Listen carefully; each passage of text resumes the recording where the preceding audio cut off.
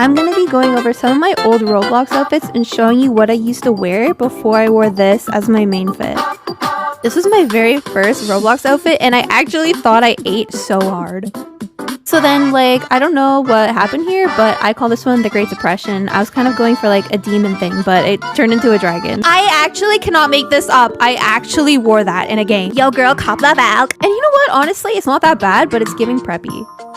I don't really have a lot to say about this one. It's not terrible, definitely very preppy, but I feel like I was trying too hard to match the Val. I also made my first TikTok in this outfit. I want to thank all the hate comments I got for wearing this outfit in some of my older videos because this is the outfit that made me switch to the one that I have right now.